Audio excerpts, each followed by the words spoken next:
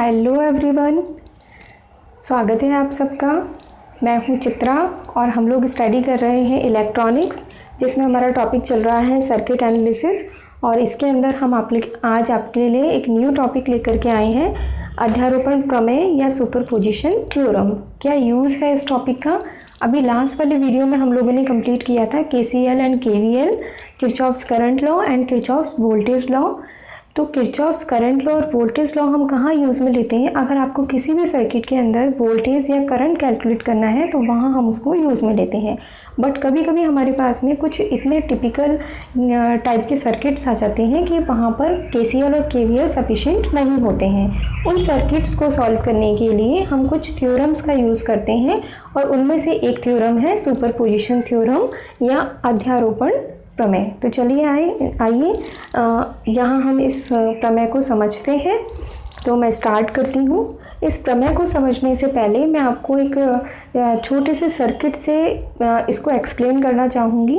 ठीक है, पहले हम कैलकुलेट करेंगे कि यदि मेरे पास में एक रेजिस्टेंस यहाँ है R1 और दूसरा रेजिस्टेंस यहाँ है मेरे पास में R2। एक मिनट में इसको वापस से बना देती हूँ। क्या कैलकुलेट करेंगे हम? अगर मेरे पास में एक रेजिस्टेंस है R1 और दूसरा रेजिस्टेंस है R2 और दोनों रेजिस्टेंस को मैंने पैरेलल में लगाया हुआ है, R1 और R2 दोनों रेजिस्टेंस मैंने किस में लगाए हुए हैं? पैरेलल में लगाए हुए हैं। और इनके साथ में मैंने एक बैटरी को यहाँ कनेक्ट किया हुआ है, यहाँ मैंने एक बैटरी को कनेक्ट किया हुआ है और ये बैटरी का पॉजिटिव, ये नेगेटिव 20 वोल्ट की बैटरी है। तो हमें कैलकुलेट करना है कि R1 में फ़्लो होने वाले करंट I1 की वैल्यू कितनी है और R2 में फ़्लो होने वाले करंट I2 की वैल्यू कितनी है। आप में से जिन स्टूडेंट्स को ये कैलकुलेट करना आता है वो वीडियो को फॉरवर्ड कर सकते हैं।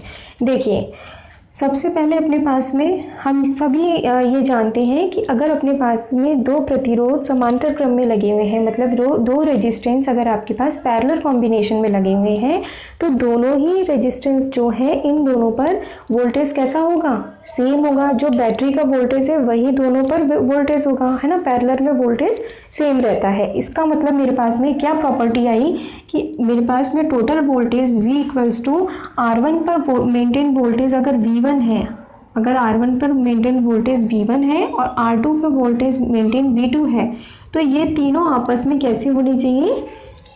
इक्वल होने चाहिए, है ना। तीनों आपस में इक्वल होने चाहिए।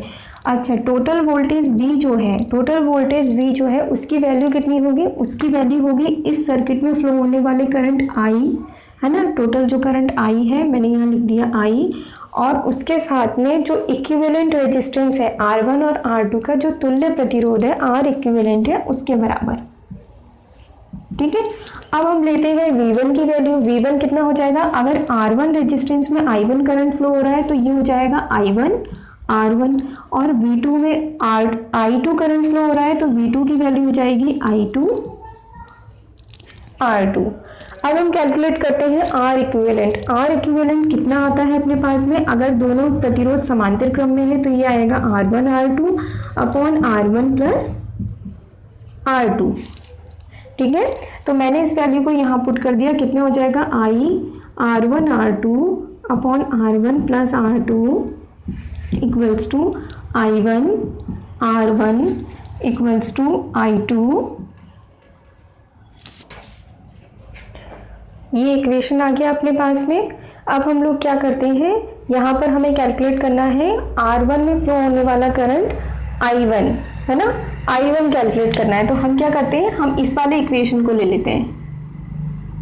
ठीक है, इस इक्वेशन को मैं यहाँ लिखती हूँ I R1 R2 upon R1 plus R2 equals to I1 R1। ठीक है, अब यहाँ पर R1 से R1 कैंसिल हो जाएगा तो आपके पास कितना आ गया? I1 की वैल्यू कितनी आई हमारे पास में? I multiply by R2 upon R1 plus R2। ठीक है, अब हम क्या करेंगे? अब हम यहाँ पर इन दोनों को रिलेट करेंगे और I2 की वैल्यू कैलकुलेट कर लेंगे। अब हमें क्या कैलकुलेट करना है? I2। तो मैंने यहाँ लिखा I R1 R2 upon R1 plus R2 equals to I2 R2, ठीक है। अब R2 से R2 कैंसिल हो गया तो कितना आया अपने पास में इसको हम करते हैं I2 इक्वल्स टू, यहाँ लिखती हूँ मैं I2 equals to I dot R1 upon R1 plus R2, ठीक है।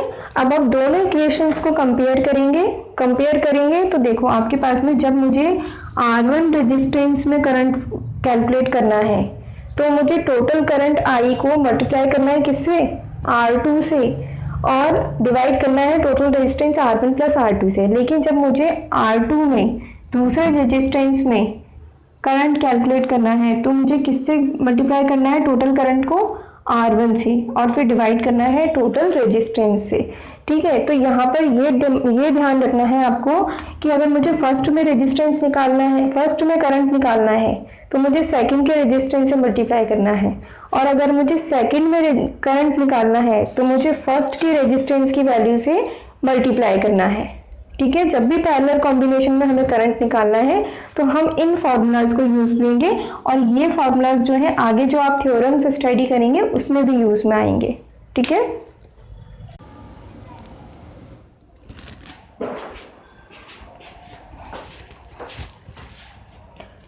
अध्यारोपण प्रमेय को समझने के लिए हम लोग यहाँ पर एक एग्जाम्पल कंसीडर करते हैं।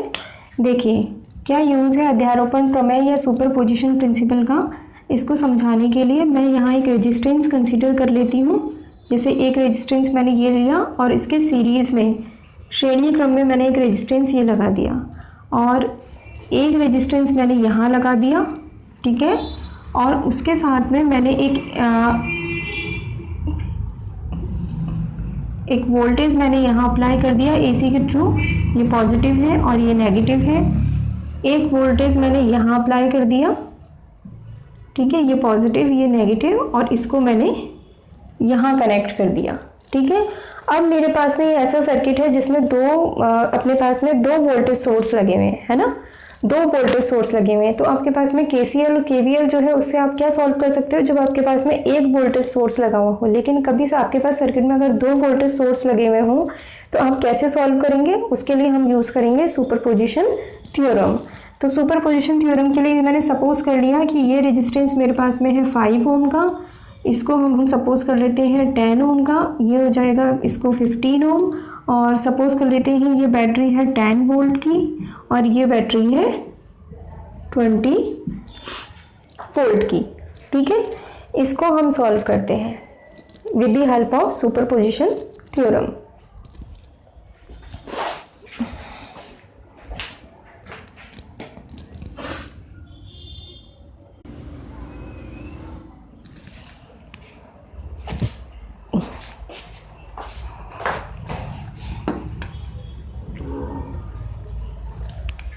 हाँ देखिए यहाँ अपने पास में दो वोल्टेज सोर्स लगे हुए हैं। ऐसी कंडीशन के अंदर यदि अपने को कैलकुलेट करना है कि 5 ओम 10 ओम और 15 ओम में कितना करंट फ्लो होगा, तो उसके लिए हम यूज़ में लेंगे सुपरपोजिशन थ्योरम या अध्यारोपण प्रमेय, ठीक है। तो अध्यारोपण प्रमेय क्या कहती है, अध्यारोपण प्रमेय कहती है कि जब अपने पास में, अध्यारोपण प्रमेय के अनुसार जब अपने पास में किसी परिपथ में दो या दो से अधिक जनित्र लगे हुए हो, है ना, मतलब अपने पास में वोल्टेज सोर्स नंबर ऑफ ज़्यादा हो, है ना, दो या दो से ज़्यादा वोल्टेज सोर्स लगे हुए हो, उस कंडीशन में किसी पर्टिकुलर एलिमेंट के अंदर जो वोल्टेज, पर्टिकुलर एलिमेंट के अंदर जो करंट फ्लो हो रहा है, जैसे 5 ओम में मुझे करंट कैलकुलेट करना है, तो करंट फ्लो हो रहा है उसको कैलकुलेट करने के लिए हम क्या करते हैं, हम दो धाराओं का योग करेंगे, है ना, दो करंट का योग करेंगे, दो करंट का एडिशन करेंगे। कब, जब फर्स्ट कंडीशन कौन से करंट को लेंगे, जैसे फर्स्ट कंडीशन ली मैंने यहाँ पर कि मैंने यहाँ पर ये एक वोल्टेज सोर्स तो लगा दिया, ये वोल्टेज सोर्स मैंने लगा दिया सर्किट में जो 10 वोल्ट का है, और इसके साथ में मैंने यहाँ एक रेजिस्टेंस ये जो 5 ओम वाला है ये लगाया, और यहाँ मैंने 15 ओम वाला रेजिस्टेंस लगा दिया, ठीक है, और यहाँ मैंने 10 ओम वाला रेजिस्टेंस लगा दिया। लेकिन अब मैंने क्या किया, यहाँ से ये जो बैटरी थी ना, इसको मैंने बैटरी को हटा के और यहाँ से मैंने शॉर्ट सर्किट कर दिया, ठीक है, बैटरी को हटा के मैंने शॉर्ट सर्किट कर दिया। तो यहाँ जो फ्लो होने वाला करंट है, जैसे सपोज किया इनिशियल जब दोनों बैटरीज लगी हुई थी तब अपने पास में 5 ओम में जो करंट फ्लो हो रहा था उसकी वैल्यू है आई, उसकी वैल्यू कितनी है आई है। और यहाँ मैंने सपोज किया जब मैंने इस बैटरी को एलिमिनेट कर दिया उस टाइम पे जो करंट फ्लो हो रहा है उसकी वैल्यू कितनी है, इसको हम ले लेते हैं I1 डैश, ठीक है, इसको ले लेते हैं हम I1, फर्स्ट रेजिस्टेंस में फ्लो होने वाला करंट I1। तो इसके लिए जब इस बैटरी को हटा दिया तो फ्लो कितना करंट फ्लो हो रहा है I1 डैश। अब सेकंड इसमें कैलकुलेट करेंगे, फिर उसके बाद में हम सेकंड कंडीशन क्या लेंगे, सेकंड के अंदर हमने क्या किया, यहाँ से इस बैटरी को एलिमिनेट कर दिया और फर्स्ट बैटरी को एलिमिनेट कर दिया मैंने, है ना। और फिर उसके बाद में मैंने ये जो तीनों रेजिस्टेंस है ये एज इट इज ले लिए। यहाँ मैंने एक रेजिस्टेंस ले लिया, ठीक है, एक मिनट, और यहाँ ये जो बैटरी है 20 वोल्ट की, इस बैटरी को हमने लगा दिया। ये बैटरी है अपने पास में, ये पॉजिटिव और ये नेगेटिव, और ये 20 वोल्ट की बैटरी को लगा दिया, ठीक है। और यहाँ पर ये 5 ओम है, 5 ओम, और ये है 10 ओम, और ये वाला है अपने पास में रेजिस्टेंस 15 ओम। अब 5 ओम में फ्लो होने वाला जो करंट है इसको मैंने ले लिया कितना, यहाँ है I1, यहाँ है I1 डैश, और यहाँ ले लिया मैंने I1 डबल डैश। कितना ले लिया, I1 डबल डैश, और डायरेक्शन भी मैंने अपोजिट ली है, इसकी डायरेक्शन इधर है ना, और उधर हम बैटरी वाली कंसीडर कर रहे हैं तो इसकी डायरेक्शन मैंने इस साइड ले ली है, तो I1 डबल डैश ले लिया, ठीक है।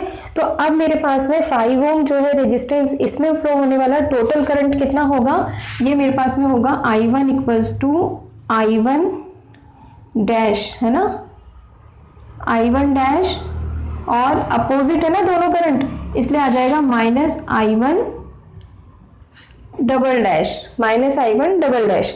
इसी टाइप से अगर मेरे पास में जब दोनों बैटरीज लगी हुई हैं तब 10 ओम में फ्लो होने वाले करंट की वैल्यू है I2, है ना, और 15 ओम में फ्लो होने वाले करंट की वैल्यू है कितनी, I3। और जब इसमें मैंने 20 ओम वाली वोल्टेज सोर्स को मैंने हटा दिया तो उस टाइम पे 10 ओम में फ्लो होने वाली करंट की वैल्यू है कितनी, यहाँ ले लेती हूँ मैं I2, एक मिनट, इसको लेती हूँ मैं इस साइड, बैटरी इधर है ना, तो इसको लेती हूँ मैं इधर, कितनी है I2 डैश, I2 डैश, और 15 ओम में फ्लो होने वाला करंट कितना है I3 डैश, ठीक है।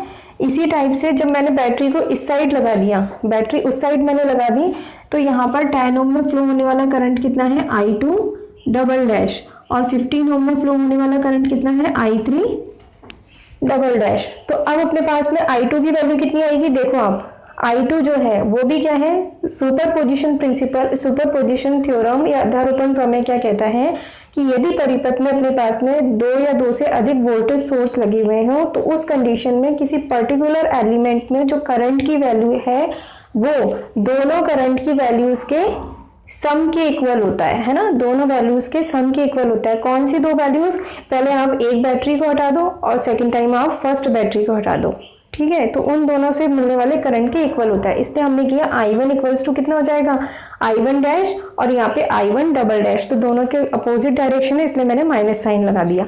अब देखो I2 किसके इक्वल होगा, I2 इक्वल्स टू, I2 कितना हो जाएगा I2 dash, I2 double dash opposite है तो यहाँ कर दिया I2 dash minus I2 double dash, ठीक है। और I3 में आप देखो I3 डैश और I3 डबल डैश दोनों में डायरेक्शन सेम है, तो यहाँ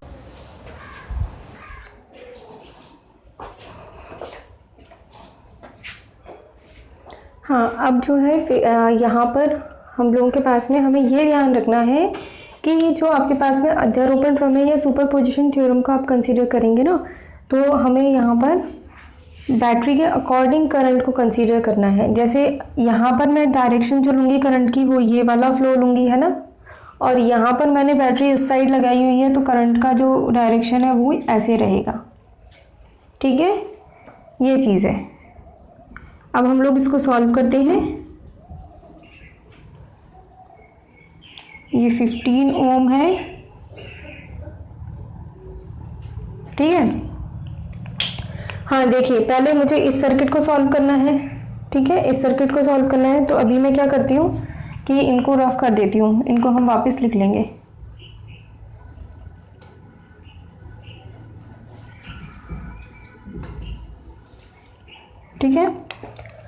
अब देखिए यहाँ पर अपने पास में ये जो बैटरी लगी हुई है 10 वोल्ट की बैटरी लगी हुई है, और यहाँ पर सीरीज में एक रेजिस्टेंस है 5 ओम का श्रेणी क्रम में, है ना।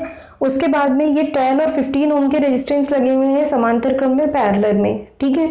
तो यहाँ पर मेरे पास में जो इक्विवेलेंट रेजिस्टेंस निकलेगा आर इक्विवेलेंट, वो कैसे निकलेगा, पहले तो ये दोनों पैरेलल में होंगे, तो पैरेलल में कितना होता है R1 R2, है ना, R1 R2 upon R1 plus R2, ये दोनों हो जाएंगे, ठीक है।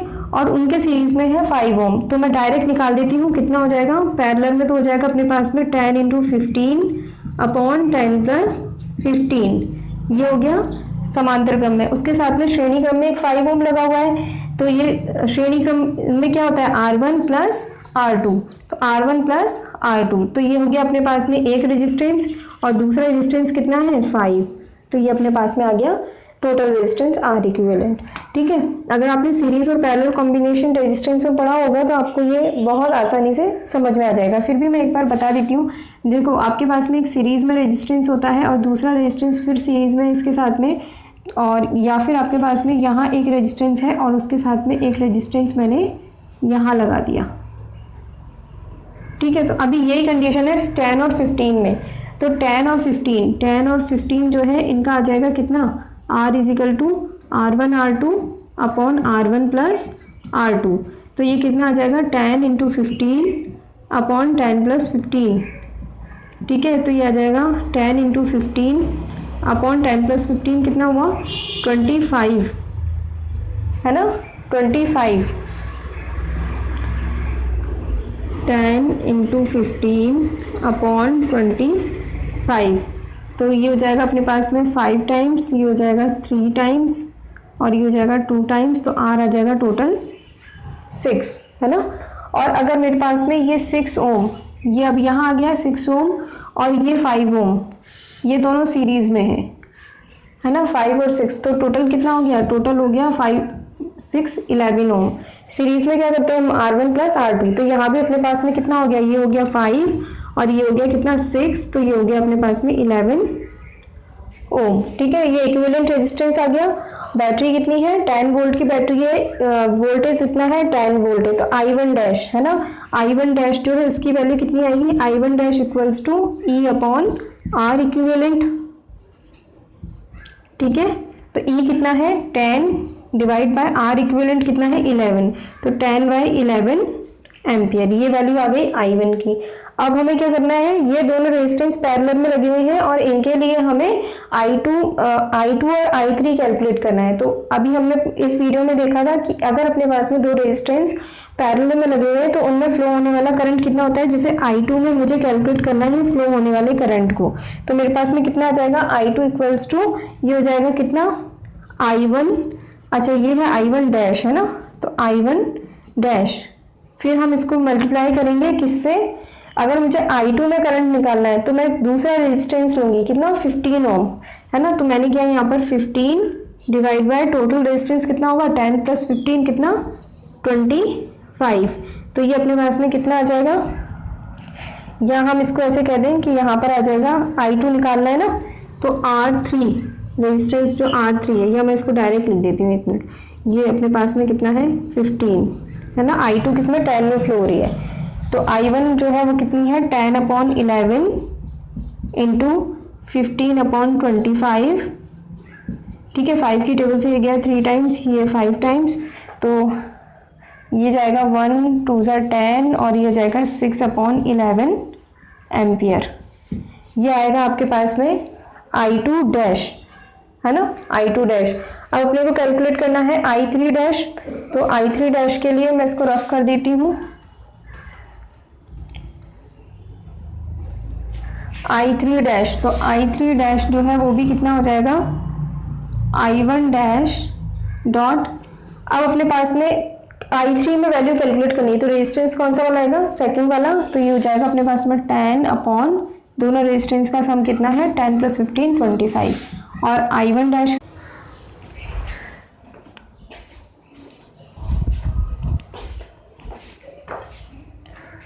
I3 की वैल्यू आ गई अपने पास में I1 dash dot 10 upon multiply by 10/25, ठीक है। अब I1 डैश जो है उसकी वैल्यू कितनी है 10/11, 11 एम्पियर। तो हमने यहाँ पर पुट कर दिया 10/11, ठीक है, और ये है 10/25, ठीक है। अब यहाँ पर अपने पास में ये कितना हो जाएगा, ये हो जाएगा 100/11 इंटू 25, और इसको करेंगे 4/11 एम्पियर। ये अपने पास में वैल्यू आ गई I3 डैश की, ठीक है। वैसे हम एक बार क्रॉस चेक कर लेते हैं। देखो I1 डैश जो है वो अपने पास में कितना है, I2 डैश और I3 डैश दोनों से मिलकर के बना है। तो I2 डैश कितना आ रहा है 6/11, और I3 डैश कितना आ रहा है 4/11।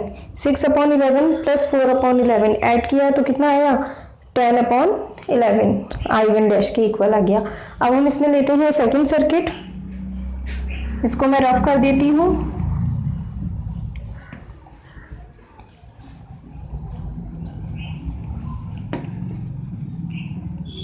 और इस सर्किट में हम रेजिस्टेंस जो है उसको हम चेंज कर देते हैं। चलो सर्किट वापस बनाएंगे क्योंकि करंट की डायरेक्शन अलग है। इसको भी यहाँ से रफ कर देते हैं, ठीक है। अब देखते हैं हम इसका सेकंड पार्ट क्या करना है हमें। एक रेजिस्टेंस हमने यहाँ ले लिया 5 ओम वाला, दूसरा रेजिस्टेंस 10 ओम वाला, और ये 15 ओम वाला रेजिस्टेंस ले लिया, और बैटरी को मतलब वोल्टेज सोर्स को हमने लगा दिया यहाँ, है ना। वोल्टेज सोर्स है 20 वोल्ट का, और ये है रेजिस्टेंस 5 ओम, ये है 10 ओम, और ये है 15 ओम, और इसको हमने यहाँ से शॉर्ट सर्किट कर दिया, बैटरी को इल्यूमिनेट कर दिया। अब हमें करंट फ्लो कहाँ से देखना है, इस साइड से देखना है, ठीक है। तो इसमें फ्लो होने वाली करंट जो है उसको मैं ले लेती हूँ I2 डबल डैश, यहाँ फ्लो होने वाली करंट जो है इसको ले लेते हैं हम I1 डबल डैश, और 15 ओम में फ्लो होने वाले करंट को ले लेते हैं हम I3 डबल डैश। अब हमें ये जो तीनों है इनको कैलकुलेट करना है करंट्स को, I2 double dash, I1 double dash और I3 डबल डैश, ठीक है। सबसे पहले हम निकालते हैं R इक्विवेलेंट, है ना। R इक्विवेलेंट कितना आएगा, 10 ओम के सीरीज में दो रेजिस्टेंस लगे हुए हैं पैरेलल में 5 और 15, ठीक है। तो इन दोनों का पैरेलल कॉम्बिनेशन 5 और 15 का 5 इंटू 15/5 प्लस 15, और इन दोनों की सीरीज में क्या लगा हुआ है 10 ओम का रेजिस्टेंस। तो ये हो गया 10 प्लस, इसको करेंगे हम 5 इंटू 15/5, और 15 कितने हुए 20, और 5 की टेबल से 3 टाइम्स, ये गया 4 टाइम्स, ठीक है। तो ये हो गया अपने पास में 10 प्लस 5 3 = 15/4, ठीक है, 20, हाँ ठीक है। तो ये हो जाएगा 40 और 15, 40 प्लस 15/4, तो ये आ जाएगा अपने पास में कितना 55/4 ओम, 55/4 ओम, ठीक है। ये R इक्विवेलेंट आ गया। अब हम निकालते हैं यहाँ पर current I2 dash, I2 double dash, है ना। देखो यहाँ से जो करंट आ रही है इस बैटरी से, ये वो किस में जा रही है I2 डबल डैश में जा रही है, ठीक है। तो यहाँ पर अपने पास में रेजिस्टेंस जो है वो कितना आ गया 55/4, और V कितना है 20 वोल्ट। तो I2 डैश कितनी आ जाएगी E/R equivalent, voltage E/R equivalent, E कितना है 20, और R इक्विवेलेंट कितना है 55/4। तो मैंने कर दिया 55 इंटू 4, ठीक है। तो ये आ जाएगा अपने पास में कितना 80/55,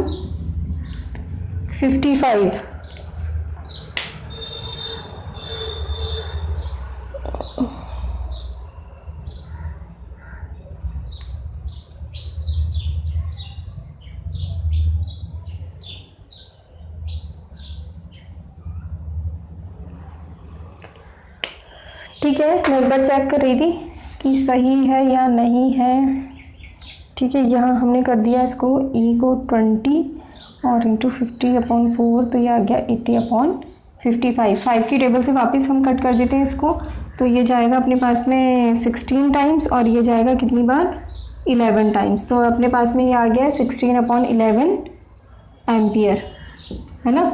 ये करंट आ गया अपने पास में I2 डबल डैश। अब हमें निकालना है I1 डैश और I3 डबल डैश। तो I1 डैश जो है उसके लिए I1 डैश इक्वल्स टू कितना हो जाएगा I2 डबल डैश, जो टोटल करंट है I2 डबल डैश और अब हम इसको मल्टीप्लाई करेंगे किससे, सेकंड वाले रेजिस्टेंस से, तो कितना आ जाएगा 15, और पैरेलल में कौन कौन से दोनों रेजिस्टेंस है, 5 + 15 20 है ना। तो ये आ जाएगा अपने पास में I2 डैश कितना है 16/11 और ये 15/20, ये 3 टाइम्स, ये 4 टाइम्स, 4 से ये गया 4 टाइम्स, तो ये आ जाएगा 12/11 ampere.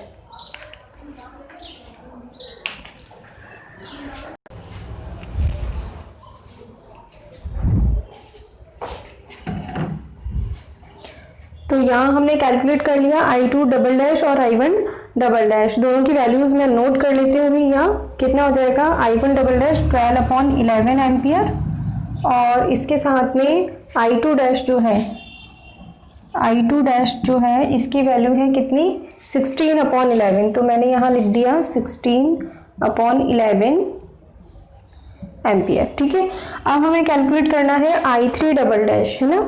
I3 double dash calculate करना है, तो मैं इसको रफ कर देती हूँ यहाँ से, और I3 डबल डैश जो है वो कितना आएगा I2 डबल डैश, क्योंकि अपने पास में करंट जो टोटल फ्लो हो रही है वो कितनी है I2 डबल डैश। ठीक है, अब ये दोनों पैरेलल में है, तो I3 डबल डैश की वैल्यू कितनी होगी, दूसरा रेजिस्टेंस लेना है कितना 5 और अपॉन R1 + R2 मतलब 15 + 5, तो हमारे पास में कितना हो जाएगा 15 + 5 20, तो ये गया 4 टाइम्स, और I2 की वैल्यू कितनी है 16/11 और इसको कर दिया मैंने 1/4, है ना। तो ये जाएगा 4 टाइम्स, तो अपने पास में I3 डबल डैश ये कितना आ गया 4/11 एम्पियर। I3 ये सारे डबल डैश है ना, सॉरी, ये I1 डबल डैश, ये I2 डबल डैश, ये I3 डबल डैश, ये कितना आ गया 4/11 एम्पियर, ये वैल्यू आ गई अपने पास में। ठीक है, अब हमें बस ये ध्यान रखना है कि जो अपना फर्स्ट सर्किट था, जो फर्स्ट सर्किट हमने बनाया था, मैं वापस से यहीं बना देती हूँ, यहीं समझ में आ जाएगा। देखिए, जो हमने फर्स्ट सर्किट बनाया था उसमें हमने इस बैटरी को हटा दिया था। ठीक है, ये I1 डैश था, I2 डैश था और I3 डैश था। तो I1 डैश और I1 डबल डैश दोनों की जो डायरेक्शन है वो अपोजिट है। ऐसे ही I2 डैश और I2 डबल डैश की डायरेक्शन अपोजिट है, लेकिन I3 डैश और I3 डबल डैश दोनों की डायरेक्शन कैसी है, सेम है। ठीक है, तो अब हमें टोटल वैल्यू कैलकुलेट करनी है जो R1, R2 और R3 में से फ्लो होगी।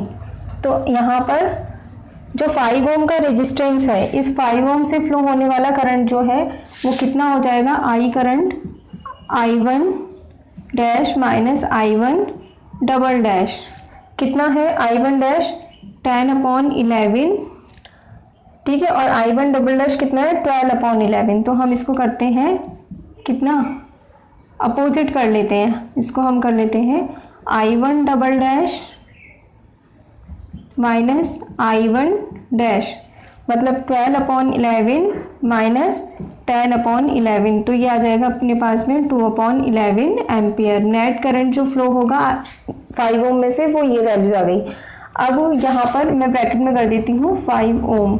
अब 10 ओम में से जो नेट करंट फ्लो होगा उसकी वैल्यू कितनी होगी, वो वैल्यू होगी I2 करंट, ये I1 करंट था, कितना हो जाएगा I2, देख लेते हैं कौन सा ग्रेटर है, ये 16 है, ये 6 है, तो I2 double dash minus I2 dash कितना हो जाएगा 16/11 माइनस 6/11, कितना हो जाएगा 16/11 माइनस 6/11, तो ये आ जाएगा अपने पास में कितना 10/11 एम्पियर।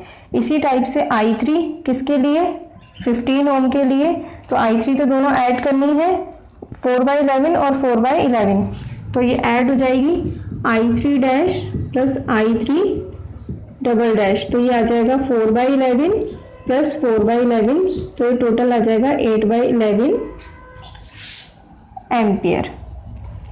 ठीक है, इस टाइप से आप सुपरपोजिशन थ्योरम जो है, अध्यारोपण प्रमेय, उसकी सहायता से अगर आपके सर्किट के अंदर और वोल्टेज सोर्स लगे हुए हैं तो उस कंडीशन में आप पर्टिकुलर किसी भी एलिमेंट में फ्लो होने वाले करंट को कैलकुलेट कर सकते हैं। ठीक है, अब हम इसके लिए अध्यारोपण प्रमेय का जो स्टेटमेंट है उसको राइट डाउन करते हैं।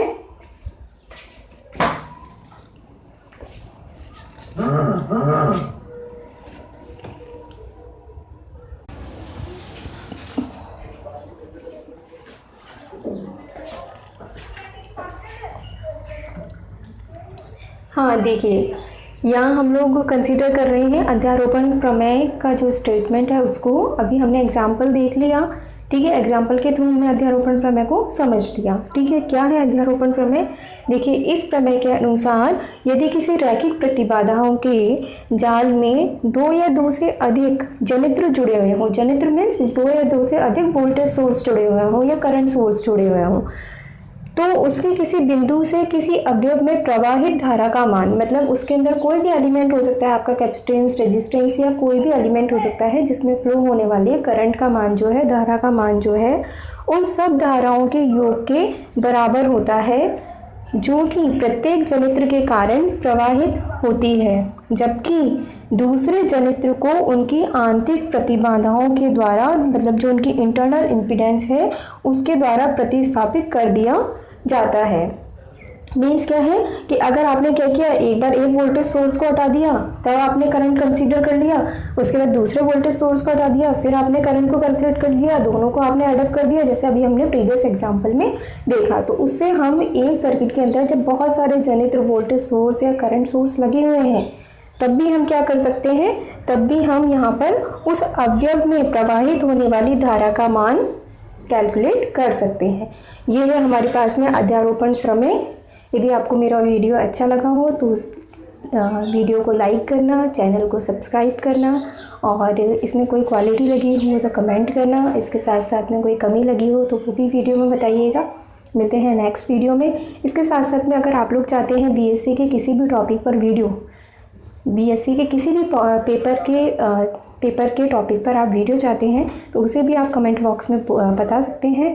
तब तक के लिए पढ़ाई करते रहिए। All the very best. मिलते हैं नेक्स्ट वीडियो में। Bye bye.